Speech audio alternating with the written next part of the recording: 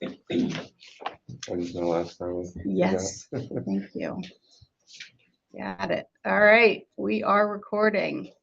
Thank you. Okay, so we'll call this meeting to order. This is the June meeting of the Municipal Alliance for Adaptive Management. And we will go around and let's see, we'll go, do you want us to write names down? If you could. Okay. Here. You have a piece of paper you want to send around? Okay. We're going to go around with names, and then Laura is taking the minutes for us today, and she's not familiar with everyone's name. So if you can write your name down, she'll be able to reference those. And I, of course, can help once we get to take the minutes. So I am Gretchen Young from the city of Rochester, and I am a voting member. Dolores Leonard, Roca Communications, here to support the UNH Stormwater Center with the catch basin and literature, nitrogen reduction literature reviews. Courtney Mitchell, the city of Dover. Ariel Wright, town of Newington, voting member. Liz Wilson, Epping Conservation Commission, just here with Jake's help to keep the commission informed. Also, full disclosure that I just realized and found out about is that I also work for Brown and Caldwell.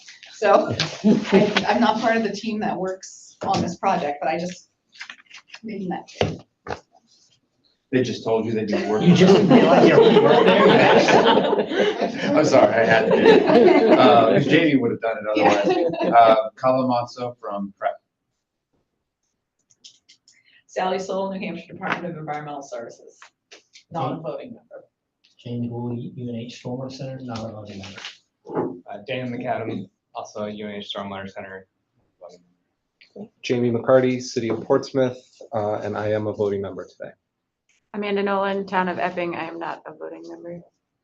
Jake Roger, town of Epping, voting member. Great. All right. We don't have a ton of people, so I'll go ahead and do online too. So Tom, do you want to introduce yourself? Yeah, Tom Swenson, NHDES, and I'm a non-voting member. All right, Danielle. And actually, Danielle, before you start, I only found out just the other day that Mel Cody is retiring so he's not going to be part of this adventure anymore, but we are in good hands with Danielle. So go ahead. So Danielle Gato, EPA Region 1, and yes, Mel is retiring June 30th. So he is sort of setting aside all of his work. Yep. Thank you. All right. Stephen? Steve Cronin, town of Exeter. Thank you. All right, Steve Kuchar? Steve Kuchar, Department of Environmental Services, non-voting. Awesome. All right, Stacy? Stacy Villanueva, Brown and Caldwell. All right, Melissa? Yep, Melissa Paley, Conservation Law Foundation. And Suzanne? Suzanne Woodland, Deputy City Manager for Portsmouth. And Jen Perez? Jen Perez with the City of Dover. Hi, Jen. And then are you Brian Getz? Yes. That's what I thought. Awesome. All right. My apologies. He's such a good sport because he's always got his picture like as the host. All right. So approval of minutes from February 8th. And this was a while ago. This is the meeting that we had in Newington. And so Ariel actually reached out to me and pointed out some stuff, and I reminded her that they came from Newington. So I think somehow her name got butchered, so that needs to get updated. But any other adjustments that we need to make to the minutes?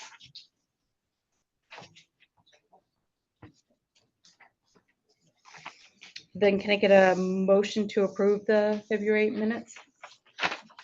Motion to approve the minutes. Second. All right. So, so Ariel made a motion and Jamie McCarty seconded. And do we have, I think we've got somebody from Exeter. So are you voting, Steve, are you voting from Exeter? Yes. Okay. All right. Then we'll do a roll call vote. All right, Dover. Oh, yes. Yes. Portsmouth. Yes. Rochester, yes. Newington, Yes. Exeter, Yes. Yes. Milton. We don't have anyone in Epping. Yes. Yes, awesome. Okay, great. Then moving on, project updates. So the first thing, you all may know that we've had quite a bit going on with the Eelgrass Resiliency Project. What was that? Oh, yeah, sure. Eelgrass Resiliency Project. There's been a lot of monitoring going on, a lot of things going on. So I've asked our consultant, MAM's consultant, which is Brown and Caldwell, and Stacy is going to be here. She's going to give us an update on kind of where we are now. We've gone through one charrette. We've got another charrette coming. So she's going to kind of give us some takeaways as it pertains to what we're doing with the adaptive management and the MAM work. And then Cull is going to give us some updates on all the work that PREP's doing and kind of what the next steps are there. So with that, I'm going to turn it over to you, Stacy. Okay.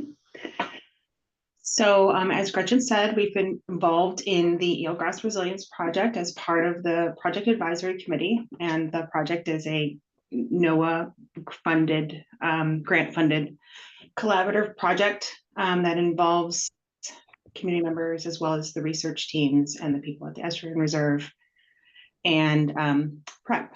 So we attended charrette number 1, which was the meeting where the majority of the research results were presented and synthesized by the project technical team.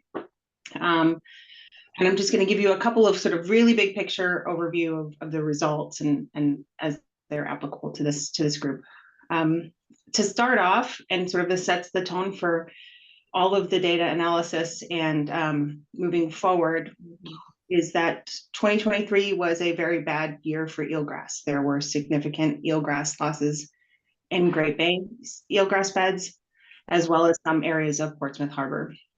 2023 also had some pretty wet weather, and so this confirms that there is a strong link to wet weather and weather inputs and eelgrass. And it supports the expectation that eelgrass is sensitive to these conditions, and possibly more so than to just straight wastewater nitrogen inputs, which are at the lowest levels that they've been in decades. Based on the results that they presented during the first charrettes, it's clear that the Eelgrass Resilience Project has been really valuable for exploring hypotheses regarding controls on eelgrass, some linkages between eelgrass health metrics, so not just cover, but things like biomass and density, and a variety of water quality constituents, nutrients, but also TOC, DOC, light, seaweed, and epiphytes. And it's been really, it's had some really important contributions to linking the eelgrass with hydraulic factors in the Great Bay, such as residence time and shear stress. Those are really important factors for eelgrass, and we now have a lot of really good data on some of those hydrology factors in the Great Bay. There are still some important data limitations and uncertainties. It's a relatively short-term study and relatively small in scale and replication, but there's still just a lot of really good data that comes out of this study. And it will be really important moving forward, leveraging for any next steps, but also for possibly use in a biological model for Great Bay. So there's a lot of utility in what comes out of the study, despite some pretty standard limitations for a 3-year study. Estuary-wide, there are some trends that seem to be controlled by just the inherent differences between Portsmouth Harbor and Great Bay. There is eelgrass in both, but in very different densities and morphology. And the environmental factors are a bit different between the two areas. So we've discussed during the charrette and with Kala afterwards, just the importance of really looking at the trends within those two different regions of the estuary. And it seems like that it could give us some really valuable information moving forward as well. The second charrette is going to be focused more on longer term data analysis and the management implications. So sort of bringing everything together from the short-term study, a long-term, data set analysis, and how we use that to inform our management going forward. That charrette will be on June, I think, 25th.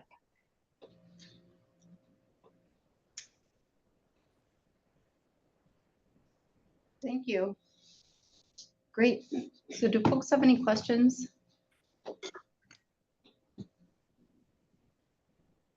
So I think kind of we anticipate we're going to see kind of the next charrette, go through that, and then kind of start thinking about how that informs what we've done so far with adaptive management, where we're going with our adaptive management plan, and maybe sort of helps us lay out what the next big push is as far as scientific research, et cetera. Is that about right, Stacy? Would you agree with that? Yeah. Oh yeah, hey Melissa, go ahead.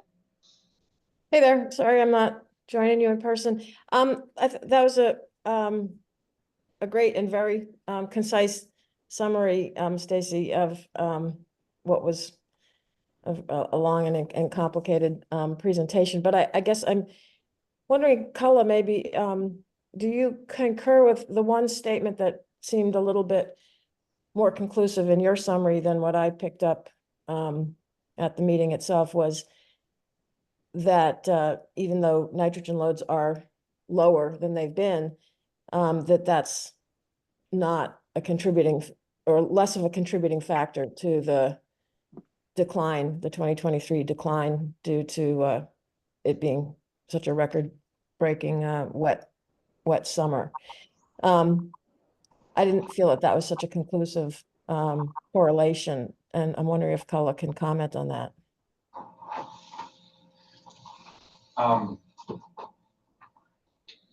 We're still crunching some of the data from 2023 specifically. So I'll have a better answer for you in a few weeks. Overall, I really agreed and liked the way Stacy summed everything up. For me right now, and this has a preliminary asterisk on it, but for me right now, I'm in the middle of looking at all the historical data as well as the last 3 years. And the take that I have running through my brain is that nitrogen is a factor, but there isn't a lot of evidence to suggest that it's a primary factor, and there's a lot of evidence to suggest that there are a lot of other factors, and that if we reduce nitrogen, we will certainly, the estuary will benefit, but that there are a lot of other things that are hurting eelgrass that are not related to nitrogen. And I imagine that we're going to see that in 2023 as well. So water temperature, erosion, these things are hurting seagrass as well, and that's not a nitrogen thing. Sediments are a huge issue. I think the nice thing is, and we're going to hear about stormwater a lot today, is that a lot of the stormwater best management practices will help with both nitrogen and they are the ultimate no-brainer, because they're going to address the two things that the evidence shows are affecting eelgrass: nutrients and sediments. It's much harder to address the water temperature and erosion issue. We can talk more about that later, but right now, what we have from 2023, the preliminary data shows that we had so much rain, rainiest growing season on record in 2023, that we had almost no seaweed. And seaweed doesn't need a lot of light. So if you don't have any seaweed, and we lost tremendous amounts of seagrass in Great Bay, we're talking about, you know that light is a problem. Now, what would be really interesting to see is if the phytoplankton also were severely dampened. Phytoplankton need less light even than seaweed, plus they can react to low light by moving up in the water column, which seaweed can't do. It's usually hanging out in the eelgrass down lower. And the preliminary data I have, but we'll have to confirm this, is that chlorophyll was actually still fairly high in 2023, which would indicate that, again, nitrogen is still a factor in blocking light for eelgrass. Long answer to your question, Melissa, but that's what I have for you now.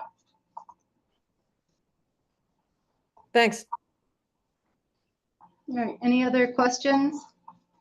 All right, this stuff's super complicated, which is why we really appreciate having folks like Stacy who help us kind of sift through all of it and see how it's impacting us and have these conversations. And of course, Kala for leading all of the great research that PrEP's doing. So with that, I'm actually going to turn it over to you. You've already said some, but if you want to give us an update on PrEP, kind of where you are. You said you're crunching some more numbers. We're going to have another charrette. So what, where are we? Yeah, and if I could just say one more thing about what Stacy said, just to make sure that people took it, well, just to encourage us all to be on the same page, but I want to make sure that Stacy has a chance to answer whatever I'm about to say right now. And Stacy noted that we have the least amount of wastewater nitrogen in decades, which is true. We started consistently tracking this in 2003. And we are at the lowest point in that data record. Now, when you look at what we have for we have the only two other data points we have are from 1988 and 1996. And I'm still not clear on that comparison, but that's true what Stacy said. Now, the other thing that we have to consider, and this is a big scientific debate, is that 2/3 of the nitrogen load comes from non-point source. And that isn't at the lowest point in decades. And part of the reason for that is because precipitation is, I've been looking at these graphs, I mean, precipitation is just going up and up and up over time. And that's what's driving non-point source. So when you have 2/3 of your nitrogen is coming from non-point source, the overall total nitrogen load isn't at its lowest point in 2 decades. It's just the wastewater portion that is. And scientists, I've been part of these debates over the last few months, Gretchen, you have too, are all debating, well, does organic particulate nitrogen even mean anything? Or does it just get scooched right out to the Atlantic? Problem is that what we've learned through this 3-year project is there are parts of the Great Bay where the water is hanging out for 25 to 30 days, easy. And in some cases, they can't even show that the water's leaving over a tracked period of time going over 3 to 4 months. So where we used to talk about, oh, the water in the Great Bay is gone in 2 to 7 days, it wouldn't really be scientifically accurate to say that anymore. That might be true for the middle of the navigation channel, but not for the rest of the bay where the eelgrass happens to be, right? So, Stacy, are you cool with what I'm saying here? Yes, and I think you've captured what I was pretty much saying, is that I was not trying to say that nitrogen is at its lowest in general, but rather that the relationship between all of the different things that come with wet weather, light issues, frequent and prolonged possible low light, suspended particulates that also cause problems with light, increased nutrient inputs from the non-point sources. That's all the sort of wet weather that I was saying is possibly more of the those wet weather driven stressors are really impacting the eelgrass in a way. And maybe it's, even if we don't talk about primary versus secondary, possibly just on a time scale that's more evident, more quickly impacting eelgrass than, long-term wastewater inputs that are continually decreasing. So yeah, we're saying the same thing. Great, thanks, Stacy. Go ahead, Yeah, Jamie. I just have If you're good. maybe it's more of a comment or a quick question. I mean, so the work of this particular body, it was a huge leap of faith, really, to enter in for all parties, right? To enter into this adaptive management plan in this process because of the uncertainty in the unknowns. it sounds to me like at least the preliminary data that you're collecting supports this more holistic approach. Would you agree? Or, maybe it's a self-serving attempt to give ourselves a pat on the back, but I mean, this is complicated stuff. Just Right. going to the limited technology at the wastewater treatment plant, we kind of knew was more complicated than that. So embracing kind of all the sources of nitrogen sounds like the data is supporting, at least preliminarily, that effort. I think there's no question of that, because again, the evidence, the global seagrass story is nutrients and sediments associated with growing populations and growing development and impervious cover. That's what makes seagrass go away. And then over the last 10 years, the new villain on the block is water temperature, which only makes the need for photons higher, because the higher your metabolism, the more food you need to make, and that for seagrass means more photons. So it's kind of like, we're unfortunate in some ways and that we don't have a really clear story, but that's probably we're never gonna have a clear story. And there's nothing about our system. There's a lot of interesting, confusing things about our system, but it actually doesn't digress from the basic story. The difficulty is in establishing targets. Yep. That's the difficulty. But the basic story makes sense when you look at all the systems across the world. Nutrients and sediments, growing population, growing impervious cover are driving this. And now water temperature and also sea level rise is huge. And if you go out and look at the marshes on a high tide, and you can just see there's these huge sediment plumes coming off of this, because the water is going higher than it used to. And so that's just gonna be drawing sediment into the bay. And as we are paving more and more of the surface, we just are. Impervious surfaces continue to go up every year. And we all know that the more we do that, the more erosion we're gonna see in our rivers. And so to your point, Jamie, yes, I completely agree with you. My last 2 points, because I don't want to take up too much time, are that I think that maybe the next MAM meeting, is that going to be? Let's talk about that, but I'm thinking, so we have our adaptive management, revised adaptive management. We can talk about this at the end of the meeting, but think about it as we go through. Revised AMP is due in September. So we typically meet in end of August and communities just come with their PTAP printouts and their plans for next year. And it's, I say typically, we're only a handful of years into this, but it's been kind of, okay, we're going to continue doing the work. I think maybe we would benefit from having a meeting in like August and then another one in September as we finalize that. But think about how we want to do that. Or we just stay the course, which is good too. We've got some good stuff written in our adaptive management plan that we just stick with. We've got, another year, so we can talk about all of that. So what I was just going to say is that I think in that time frame, August, September would be a really nice time to sort of summarize where we're at with that 3-year project that happened, along with this latest historical analysis, and then, where are we seeing that we are agreeing? Like Stacy and I agree on a lot of stuff, and where are we not agreeing?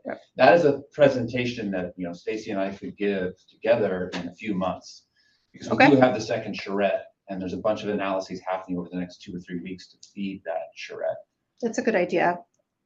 The last thing I'll say on this, just to manage people's expectations, because I failed to manage my own expectations, is I was hoping that more answers would come out of this 3-year project. And I have suffered a lot of disappointment around that. As Stacy said, we've learned a tremendous amount, but I wanted the silver bullet.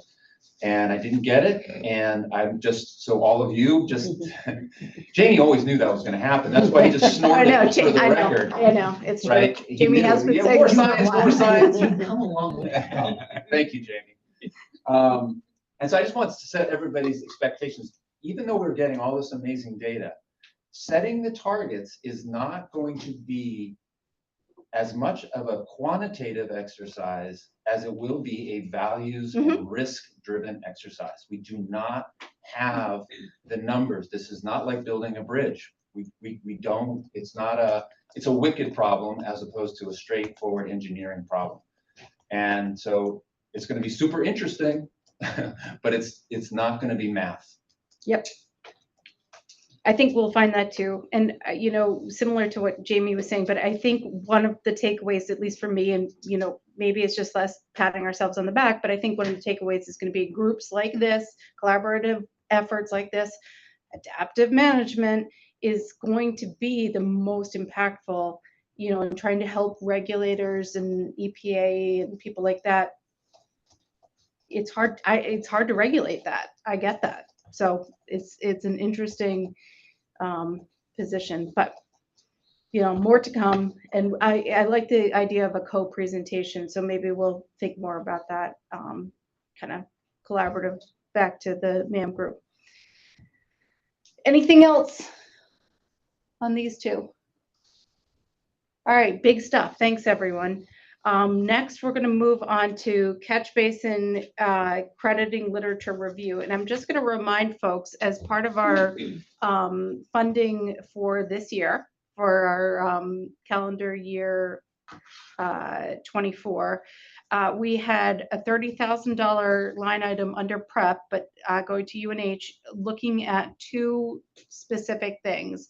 Kind of first a literature review, and then potentially moving on to something more, but starting with the literature review of catch basin cleaning credits and fertilizer reduction credits.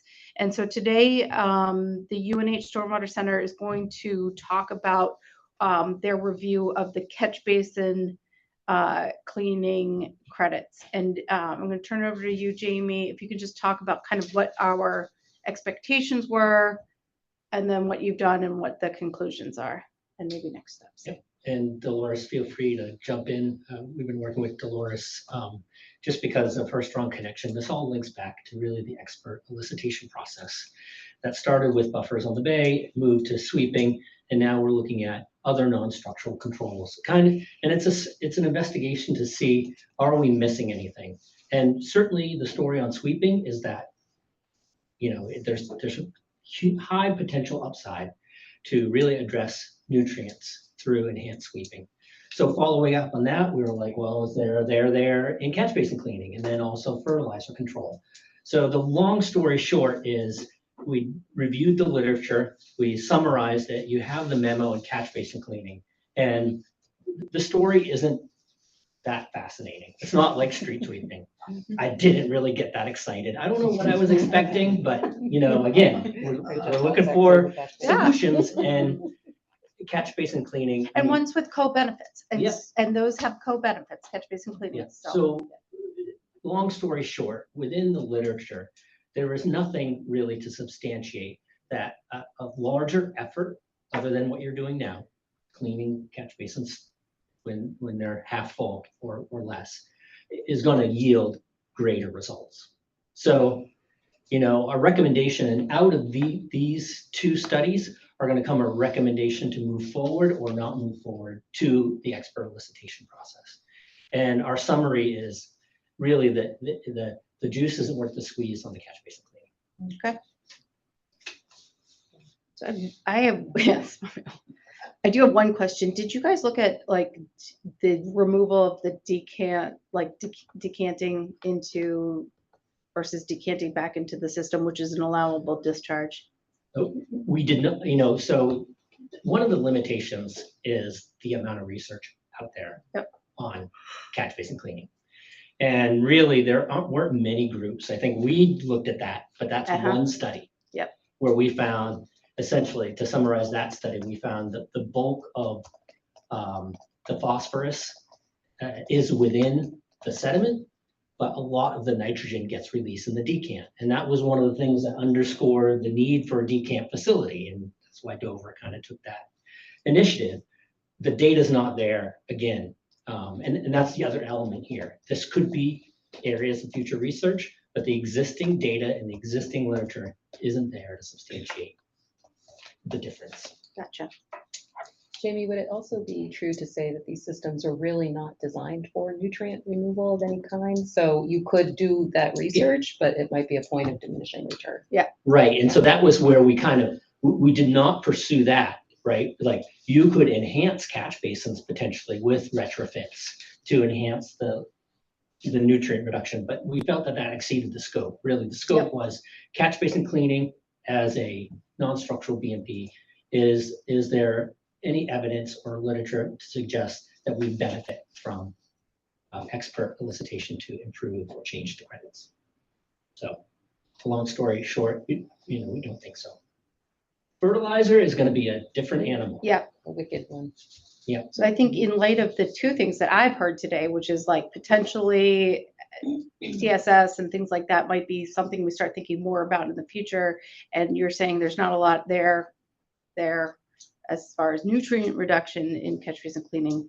I would tend to agree that really pushing it at this point doesn't make a ton of sense. Mm-hmm.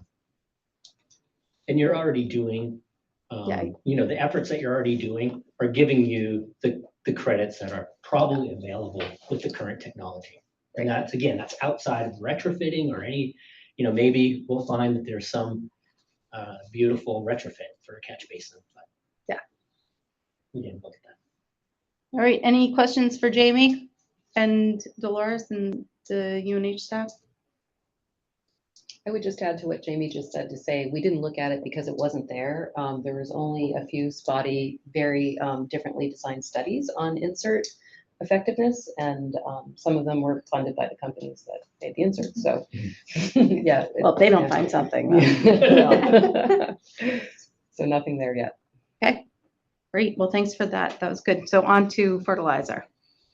Yeah, so fertilizer is, we just kind of begun that. We'll release a similar memo. I think we're targeting and like August sometime.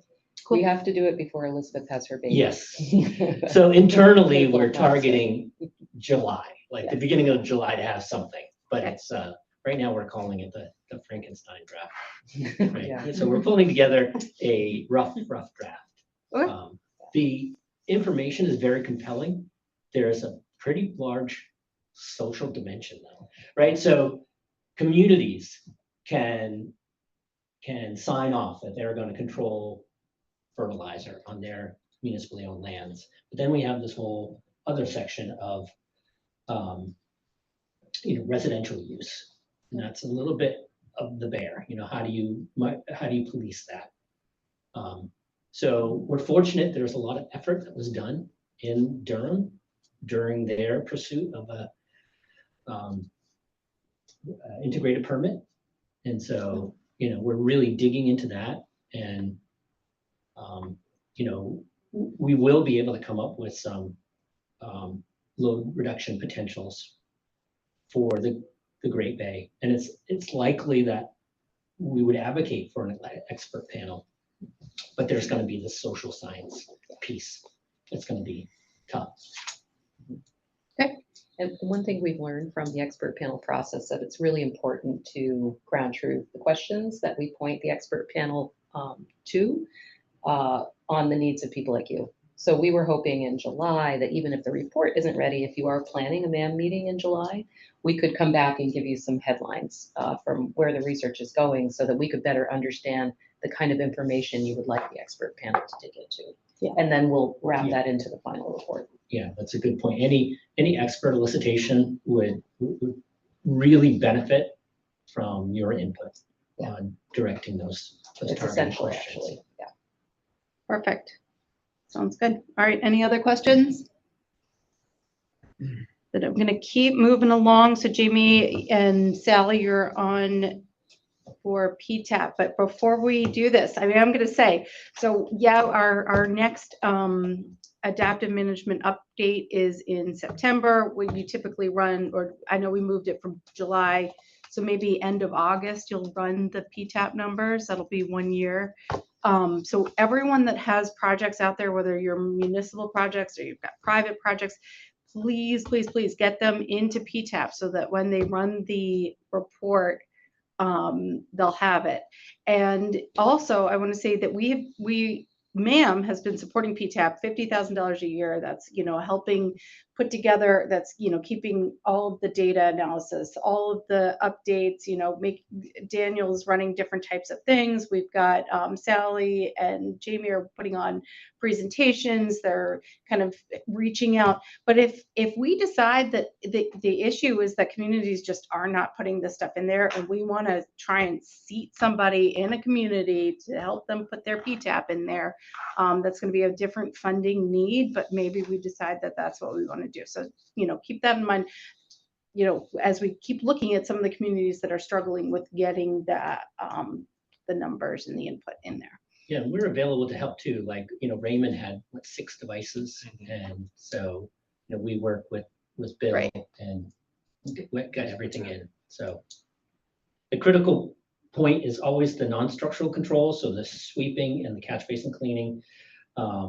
is really important to do every year, because that's new, right?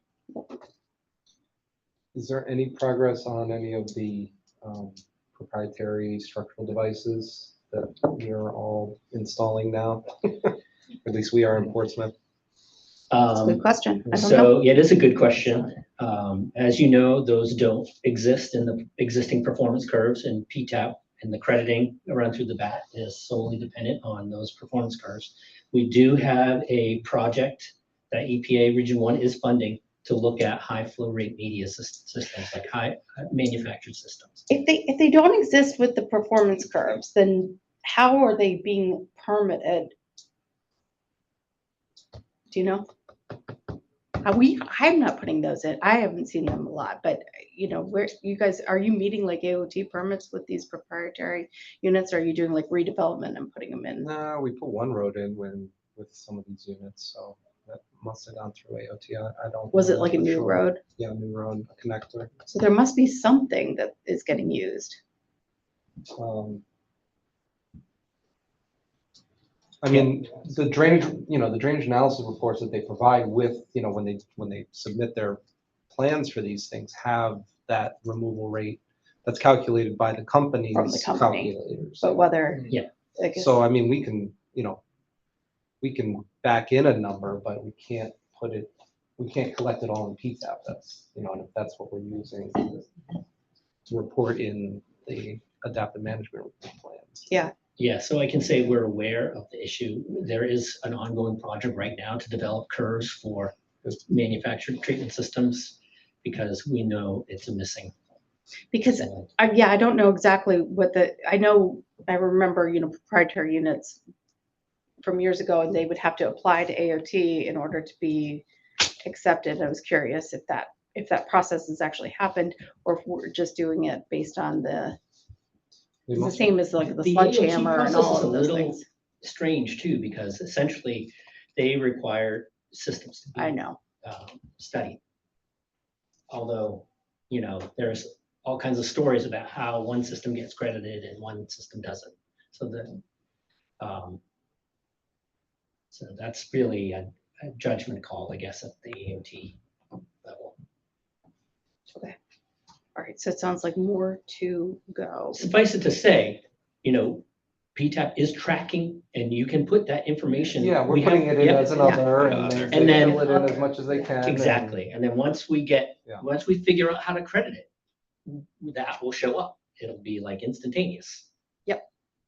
And same thing with the are we in the middle of this discussion? I didn't want to drift too far. It's your item to take where you. I always told Kala he had the hard job. We've got the easy job, because this is straight math, right? And it's somewhat of we're making this up, but we're making this up with science and judgment.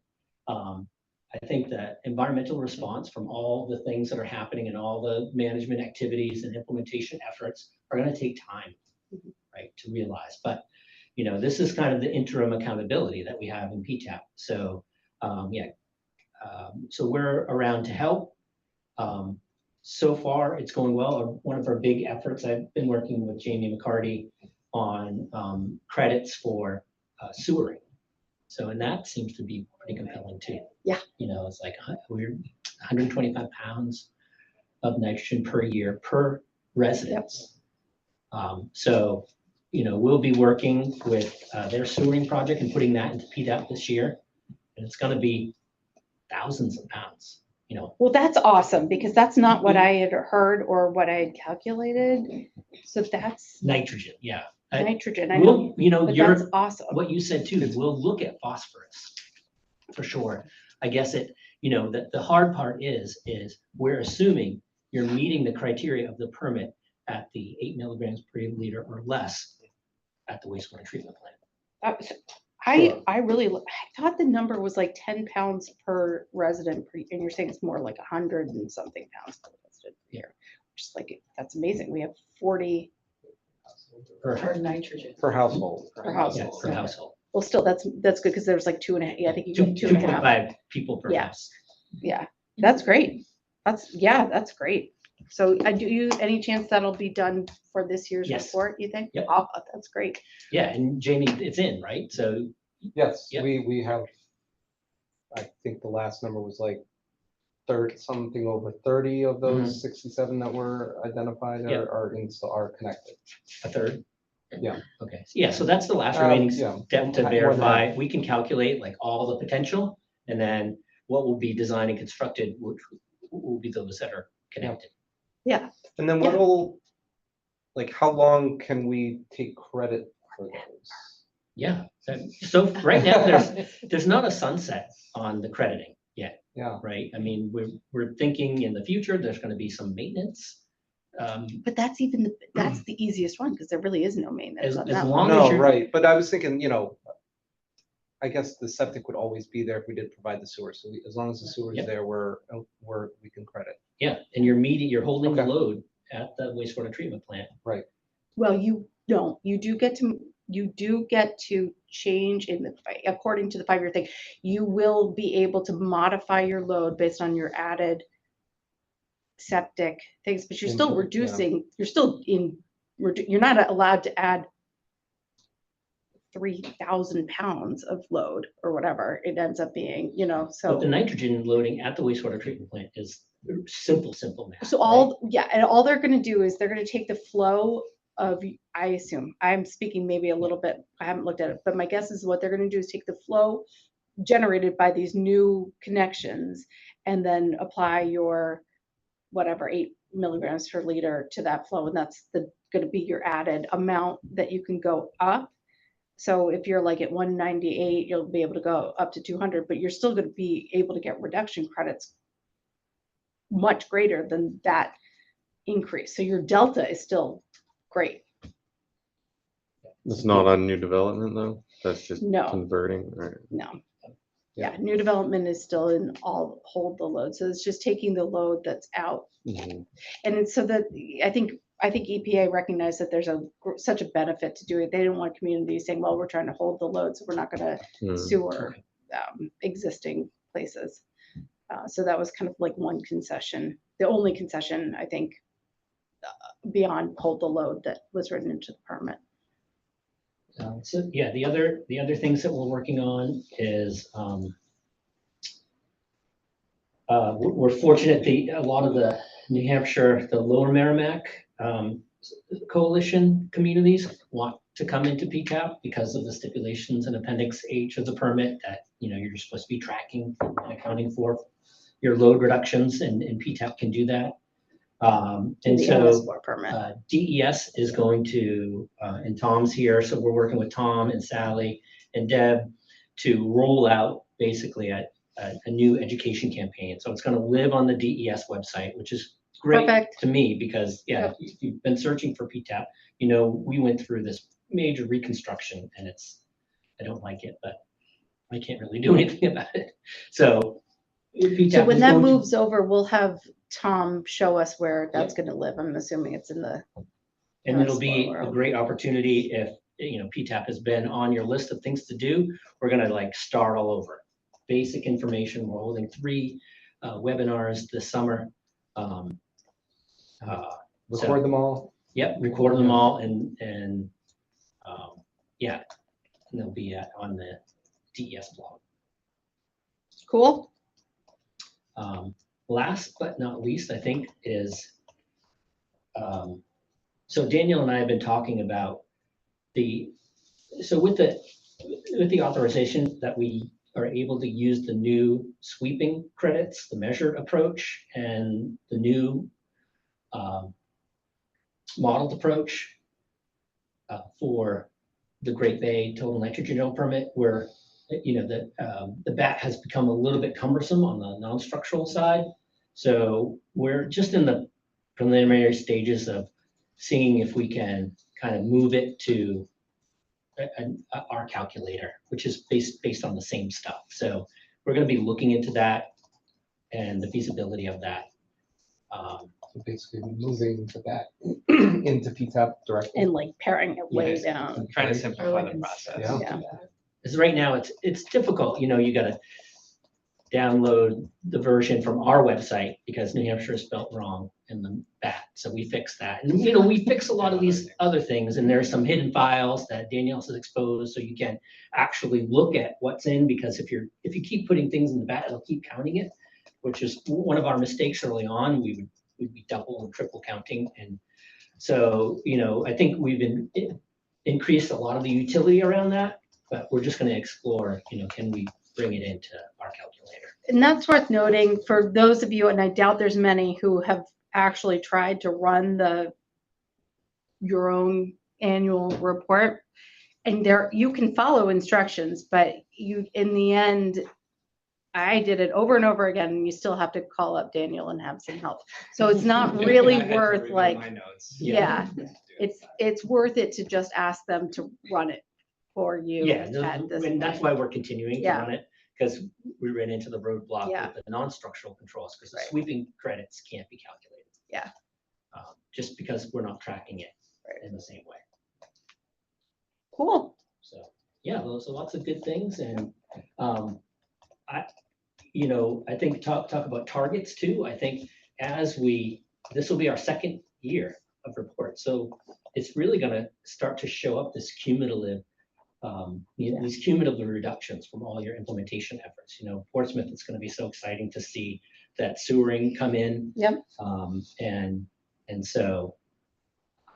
And it shows, we hadn't been talking about this, but PTAP has TSS and phosphorus in there too. So if something starts coming from this TSS conversation, that's sitting in PTAP as well. So. So I'm really looking forward to building this track record, and to which case I think a lot of the targets become less important, because they're wrong.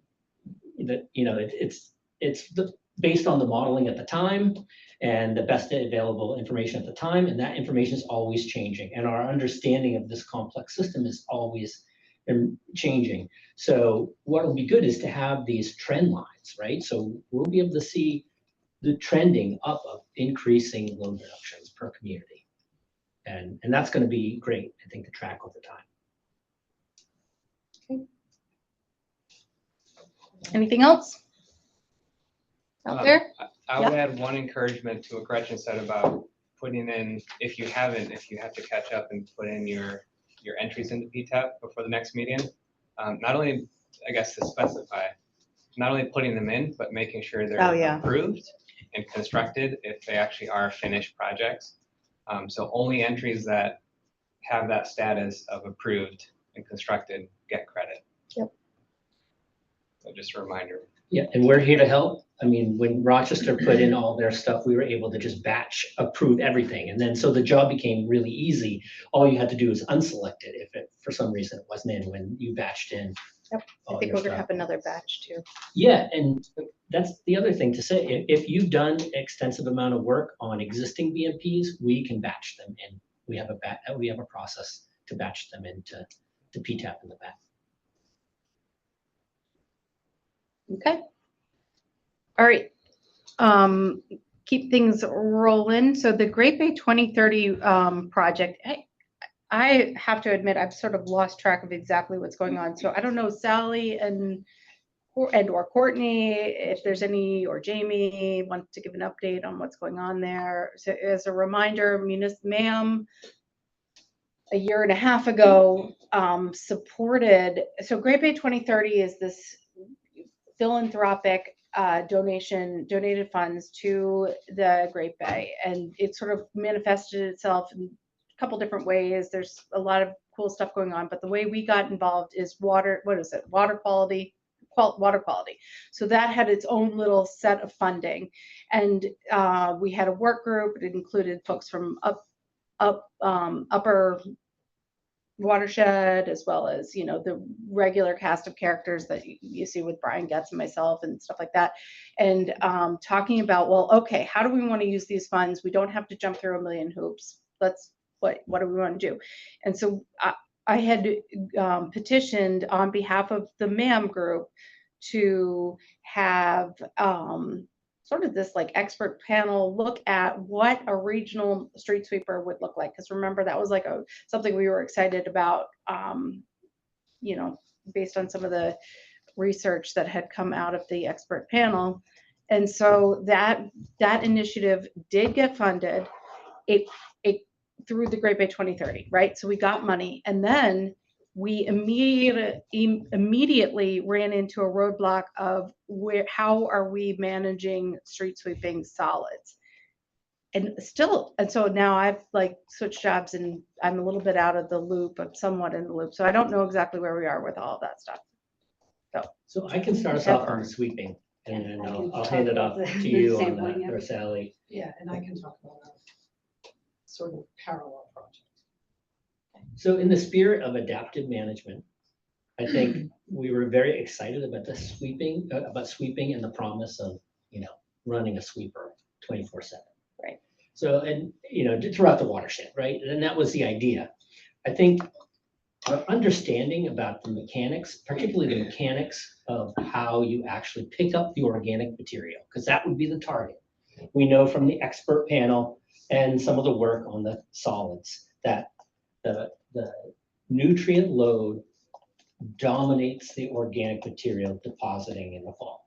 Right? So that's going to be a huge component of a sweeping operation, is to focus and target the fall months. And I think what we're learning a lot about the mechanics of that, the physical mechanics of. I don't know that we're all 100% in agreement on that, though. But on the fall versus the not fall, just because of the way that the permits are written with the nutrients not loading in the. Yeah, I think that's another conversation, right, that we've been having. And as to the legitimacy of that notion, I think it's also a question. Yeah. So maybe historically, the idea was you focus on you know, the phosphorus at the wastewater treatment plant in the growing season. Right. But I think to Kala's point earlier, you know, these leaves are a ready source of phosphorus. They're easily mobilized, or they mobilize the dissolved fraction quickly, and then they fester. They fester in our closed drainage network. And what's the legacy of that? We don't really know. Is that true? Is that what we're, okay, so you're saying like the I know, I keep going down the rabbit hole with this, but there's studies that show the high peaks. The high peaks of the dissolved fraction, but then you have that organically bound material that continues to degrade and decay over time. Okay. So, you know, we found that it takes about 3 years for total nitrogen and total phosphorus bound in organic material to transition into dissolved. So if that's all happening in your closed drainage network, then you have this constant source, which lends itself to the, you know, some validity of picking up that when it's available, not letting it into your system. Is there, and there's like studies that are showing that it's sitting there and festering. I want this to be true. I do want it to be true, but there is. No, we're just assuming. The studies that a lot of this work is based on are USGS in Wisconsin did this very thorough watershed scale where they picked up, you know, they did a paired watershed study. They didn't manage one area, and then they picked up every leaf on the other area, in the other area, and they looked at the load, and they found the managed load was about 60 to 80% less phosphorus than. the And it's not non-native. just in that like 3-month peak. It's in that 3 month. Yeah. Just in that 3 month. Yeah, that's when the majority of the deposition occurs. And so they didn't look at, anything else as. The water quality is feeling it within the 3 months. So then if we're not worried so much about those 3 months because they're outside of the growing season.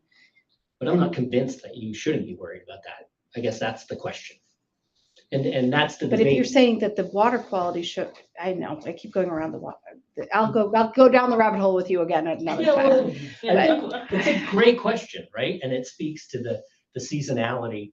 And do you have to worry about phosphorus in the winter? I think the contention is in nitrogen. Then we're talking a totally different permit than what we have. I mean, I don't know if we want to support looking at. So but in the adaptive management permit on the non-point source side, we don't differentiate between seasonal. Nitrogen's But nitrogen. in the EPA permit. does in our permit. Yeah. You're right, not Maybe the all wastewater well, there's no, but there's not the no, stormwater. but the stormwater doesn't have any limits anywhere. There's nothing. There's no, it doesn't differentiate. It doesn't tell you how much to. So like according to PTAP and according to our calculations, you pick up nitrogen, You get credit. you get for it. credit. It doesn't matter. Seasonality hasn't entered into that. But it will once it starts getting regulated, because it's not regulated now. There's no regulation. I don't know, maybe Danielle can speak to that. I don't see in the regulation anything changing, right? You're tracking loads. So Danielle, we'll put you on the spot. Sure. But the question is like, right now, it doesn't say, the permit doesn't say how much nitrogen to remove from a non-point source. It does give you load standards in your point source. And those load standards only apply to the growing season. If EPA starts regulating the non-growing season, would you also apply, non-point source, would you also apply that same growing season exemption or whatever and focus, Right. So I guess first, I didn't write the Great Bay total nitrogen permit. So I can't sort of forecast, and I doubt that I'll write the next one. So I can't forecast what that person's going to do. In terms of stormwater permits, the MS4 permit in New Hampshire doesn't currently have any kind of numeric limits that would be applied on a seasonal basis, but the Massachusetts MS4 permit does for, as an example, the Charles River watershed and lakes and ponds, TMDLs. So they're TMDL driven numeric targets, and those you get credit no matter what you do. So wherever you pick up nitrogen or phosphorus in this case, in the Charles, where you're picking up phosphorus, you get credit for that, whether you do it in December or June. Cool. Thank you. I'm not convinced, but I'll buy it. So we've interviewed a bunch of communities, mainly in the Midwest, in Wisconsin and Minnesota, where a lot of this activity is happening, to better understand the methodology behind the sweeping. The next steps are, so the idea is to create kind of an economy where, so I guess the vision is if we have these economics worked out where, we know it's about $300 per pound sweeping. Those will be refined, those estimates will be refined through this effort. But if we can create this metric that's watershed wide. So, if, for instance, Portsmouth is sweeping Rollinsford, or to Danielle's point, nutrient reduction is nutrient reduction. So you could potentially get credit by sweeping non-permitted entity streets. And so that's the whole vision, I think, of where we're going to end up. We're finding that sweeping is less of a single piece of equipment and it's more of a team. And every community does it differently. Some focus on, like we saw at the NUIA conference, the Lexington has what they call the snuffleupagus. So it's a vacuum boom, and they they run a broom sweeper, mechanical broom sweeper, and create a windrow of organic materials, and then follow it up with the snuffleupagus, and they just vacuum it up, and then it churns it and compacts it. So I think there's a lot of there's no single way that. I will jump in with some practical. We've been trying to pick up leaves, and a sweeper is not the right piece of equipment for it. And I've got guys in my shop that like hate our. We've had 3 catch on fire because of leaves that get in to the exhaust and stuff. So And that's we're what moving to finding. the same thing. We're gonna get like this chariot that runs behind the sweeper or the truck or whatever that sucks it up, throws it into the back of a packer. Yeah. And then hauls it away.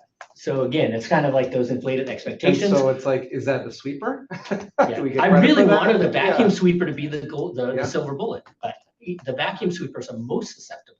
Yes, that's the one that catches fire. So that's the kind of thing that we're finding out. So it's great stuff, but again, not a straight road and not a silver bullet. So, I think the next step is to work on this metric that can be, I guess, create more of a nutrient economy through this operation, and then, work with communities to identify methods that we want to begin to experiment with. Like, is it the snuffleupagus? Is it, what combination do we think is going to give us the biggest benefit? And then, what we have to do next is really to work on what's the potential liability and what's the potential intermunicipal agreement that would be necessary for, a permitted community like Rochester to pick up a non-permitted communities and get credit for it and charge for it. So I think we will come out with some framework for that. But yeah, it's not going to be, here's the sweeper you need and let's buy it and then just run it 24/7. It's not going to be that simple. Jamie, could you give me an example of what you mean by metric in that scenario? Like, for example, X pounds per. Yeah, it's going to be, so once we identify a given methodology that we want to move forward with, there'll be a cost associated with that.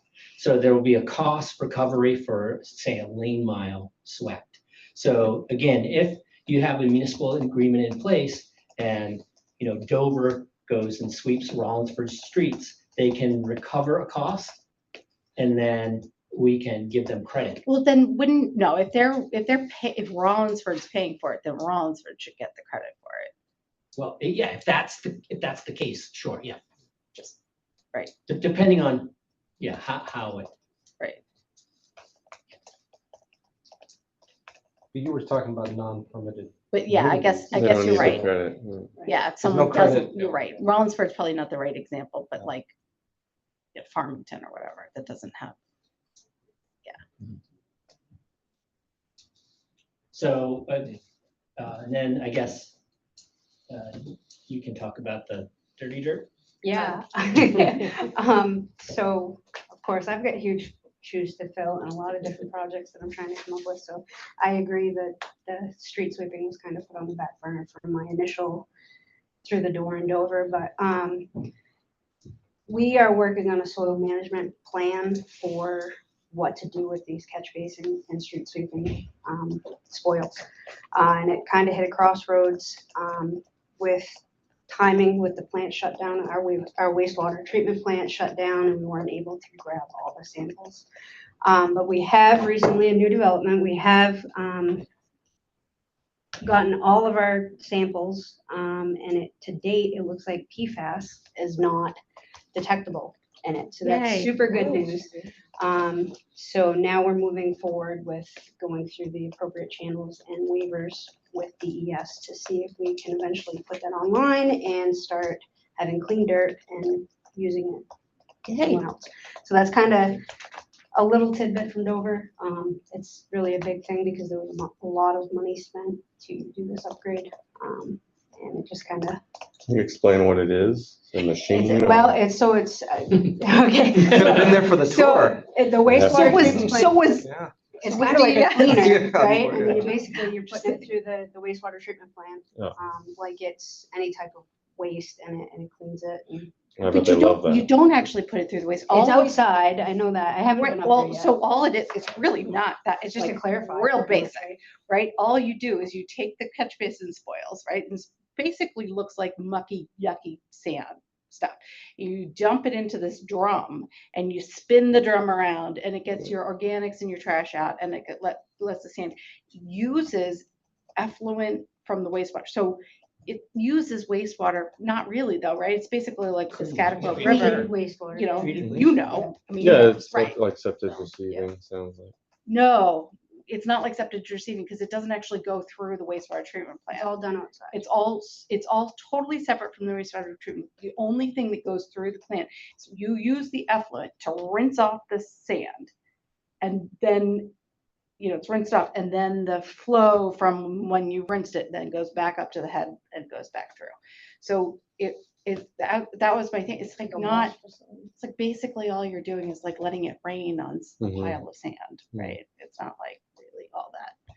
Right now, I know we have piles of sand. But it everywhere. costs We need a $3 place to million, put it. right? And this is at the Dover wastewater Yeah. plant? Yeah. Ooh.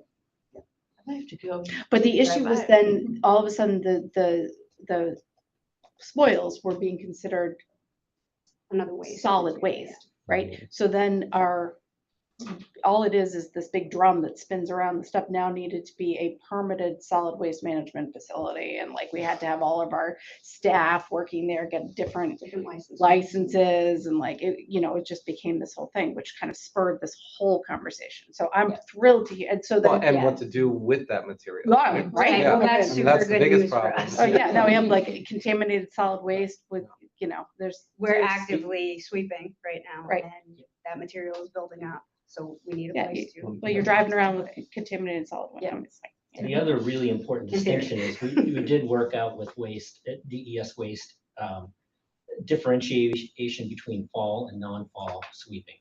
Yes. Fall, we actually call it organic Yard waste. Yeah. organic pickup through sweeping. Because the majority of it is organic material. And then it's the non-fall sweeping that needs the waiver. Yeah, so following on to that, DES, we are running a project in parallel with this that probably will start in August to actually kind of look at some of these questions around how the policies that we have don't necessarily align with what's required in the permits for street sweeping and catch basin cleaning in terms of managing soils. So we have a pretty significant project that we're gonna open up to try to look at what does that mean in terms of like operation and how soils are managed, and what does that mean for municipalities?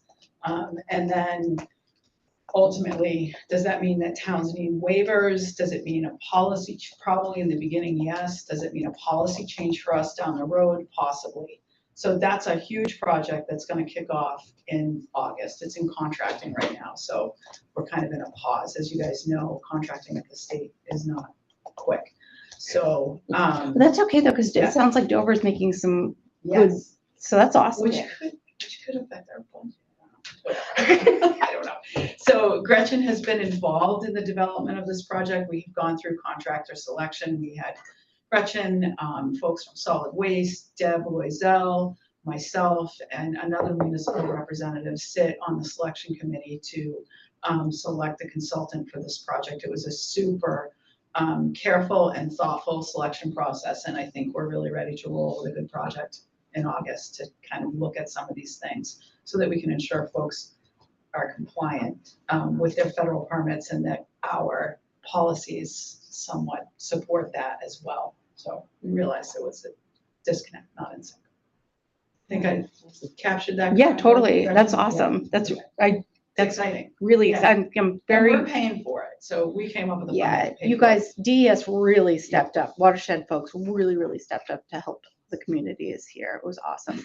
And And Great Bay 2030 is paying for the project that The sweeping. Jane was talking about, the sweeping project. So these things, Courtney's facility, the street sweeping project, and our, like, get our ducks in a row in terms of management soils management should all come together at some point, and we'll be on the other side. This and it is will some be a good bright and adaptive happy place. management. It really is. It If you really run into is. Start roadblocks, taking those it's- credits. We didn't know these roadblocks. We just Yeah, have to we buy a did it vacuum today. sweeper and we'll be all set. $3 million. Someone to startup. drive on the side of it and let it go. Yeah, well.